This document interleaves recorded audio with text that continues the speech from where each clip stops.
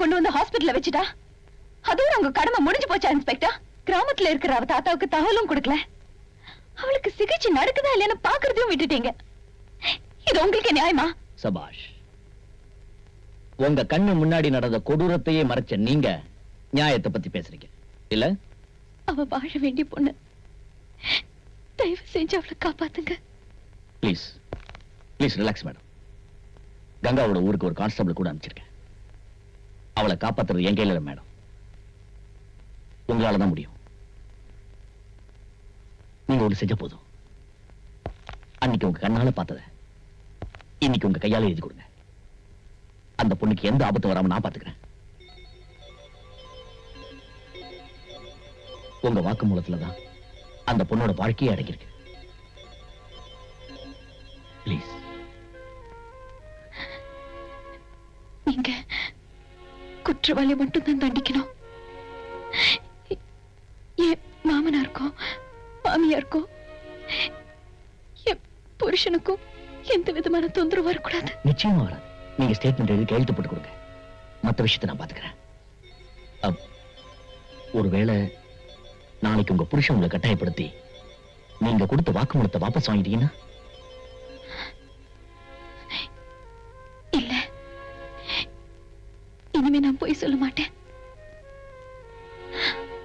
அன்னைக்கு உண்மையை சொல்லி இருக்கணும். ஆனா கங்காவை ஒரு நல்ல ஆஸ்பத்திரியில சேர்க்கணும்.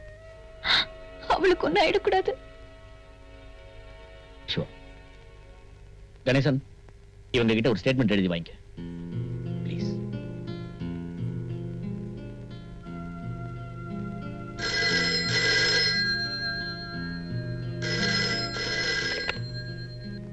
ஹலோ சார், உங்களுக்கு 100 ஆயிடுச்சு சார். கரெக்டான நேரத்துக்கு போன் பண்ணிருக்கீங்க. நாம திட்டம் போட்டபடி பிரியங்காவை நம்ம வழிக்கு கொண்டு வந்துட்டேன். இப்போ வாக்குமூலம் கொடுத்துட்டு இருக்காங்க. அப்ப கேஸ் ரொம்ப ஸ்ட்ராங் ஆயிடுச்சு. குற்றவாளியோட அப்பா ஸ்ரீராம் 5 லட்சம் ரூபாய் தரேங்கிறாரு. கேஸ ஒண்ணும் இல்லாம பண்ணுமா? என்ன பண்ணலாம்? அப்படியா? ஒரு நிமிஷம் சார். பிரியங்கா வாக்குமூலம் கொடுத்துட்டாளா? ஸ்ரீராம் 5 லட்சம் தராராம். ஸ்ரீராம் சொன்னதுக்கு மேல 5 லட்சம் நான் தரேன். கேஸ ஸ்ட்ராங் பண்ணுங்க. ரவி, இந்த கேஸ் வர வர ரொம்ப இன்ட்ரெஸ்டா போய்கிட்டு இருக்கு. நீ அவசரப்படாம பொறுமையா ஹேண்டில் பண்ணணும். சார், என்னோட ப்ரமோஷன். நான் ரிட்டையர்ட் ஆகிறப்ப நீ தான் IG. Thank you sir. Thank you.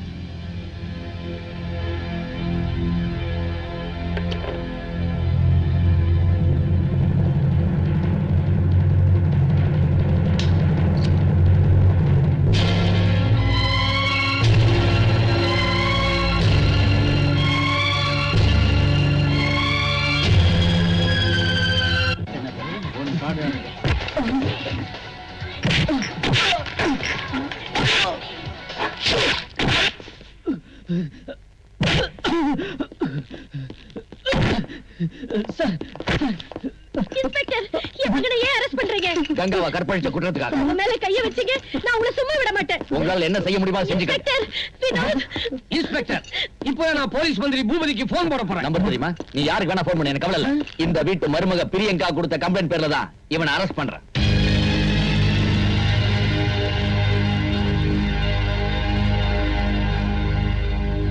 Priyanka,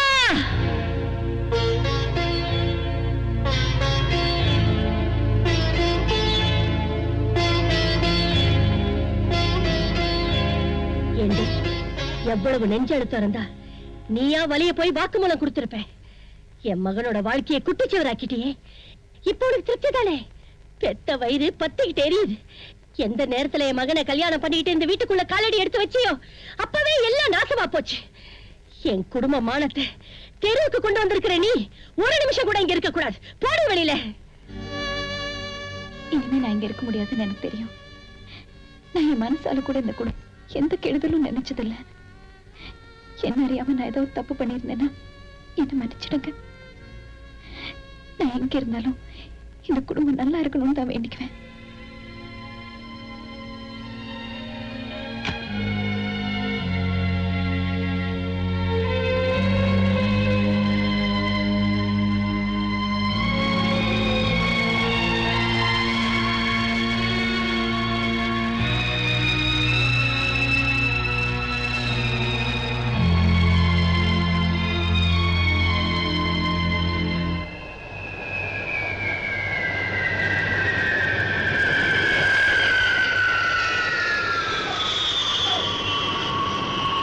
நாங்க பண்ணது உனக்கு தப்பாதான்டா தெரியும்.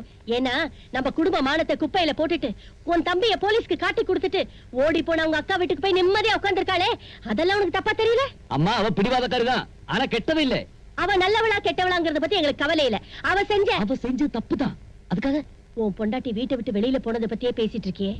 உன் கூட பிறந்தவனே என் கண்ணு முன்னாடியே போலீஸ்காரன் நாய் எடுத்துட்டு போற மாதிரி எடுத்துட்டு போறானே, அதனால எப்படா தாங்கிக்க முடியும்? அம்மா அவன் நிலைமையை கொஞ்சம் யோசிப்பா. சேகர், கடைசியா சொல்றேன், உன்னை பெத்து வளர்த்து ஆளாக்கின எங்களுக்கும் இந்த குடும்பத்துக்கும் நீ காட்டுற விசுவாசம் இதுதானடா.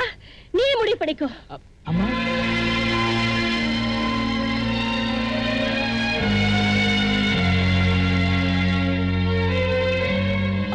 சேகர், உங்க அம்மா சொன்னதையும் நீ கொஞ்சம் யோசிச்சு பாருப்பா.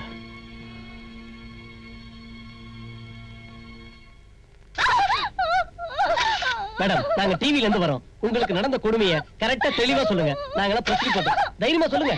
அத கொஞ்சம் விவரமா சொல்றீங்களா மேடம்? என்ன கேள்வி எல்லாம் கேட்டுட்டு நீங்க யார் குறுக்க வந்து தொந்தரவு பண்றதுக்கு? அந்த அம்மா கொஞ்சம் தள்ளிக்க சொல்லியா?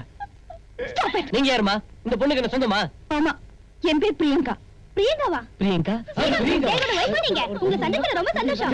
யோ, அந்த கலர் ஃப்ரேம்ல வர தள்ளி நிக்க சொல்லுங்க. அந்த ஆளு அந்த பொண்ணோட தாத்தாவா? ஆமா, அவர் அங்கேயே உட்கார சொல்லியா? வேண்டாம் அங்கேயே நிக்க. கொஞ்சம் ஒட்டி உட்காருங்க. மேடம், இந்த பொண்ணுக்கு ஏற்பட்ட அநியாயத்தை எடுத்து குரல் கொடுத்தீங்களே, அந்த தைரியம் உங்களுக்கு எப்படி வந்தது? மேடம், அந்த கொடுமையான நிகழ்ச்சியை கண்ணால பார்த்தீங்களே, அப்ப உங்களுக்கு ஏற்பட்ட கோபத்தை இப்ப முகத்துல காட்ட முடியுமா? நீங்களாம் மனுஷங்க தானே? ஒரு பொண்ணோட வேதனையை வெளிச்சம் போட்டு காட்டி வியாபாரமாக்க இத்தனை பேர் வந்திருக்கீங்களே, உங்களுக்கு எல்லாம் வெக்கமா இல்ல? இப்ப உங்களுக்கு என்ன தெரியணும்? உண்மைதானே? பாருங்க. ஏன் இப்ப என்னாச்சு? ஏன் மூக்க பொத்திக்கிட்டீங்க? உண்மை பாக்குறதுக்கும் பேசுறதுக்கும் மட்டும் தான் நல்லா இருக்கும். அத சகிச்சுக்கிறது ஒரு சக்தி வேணும். இந்த பொண்ணோட படத்தை போட்டு மேலும் மேலும் இவ வாழ்க்கையை சீரழிக்கிறத விட இவ வாழ்க்கையை சீரழிச்சாங்களே, அந்த பாவிங்களோட படத்தை பத்திரிகையில போட்டு பகிரங்கப்படுத்துங்க. மத்தவங்களுக்காவது எச்சரிக்கையா இருக்கட்டும். மேடம் வந்து போங்க. பத்திரிகைக்கு ஒரு தர்மம் இருக்கு, அதையாவது காப்பாத்துங்க.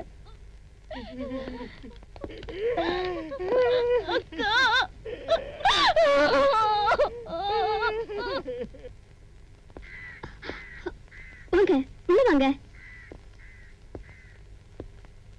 பிரியா, யார் வந்திருக்காங்கன்னு பாரு. நீங்க பேசிட்டு நான் மாட்டு பெருக்கி போட்டு வரேன்.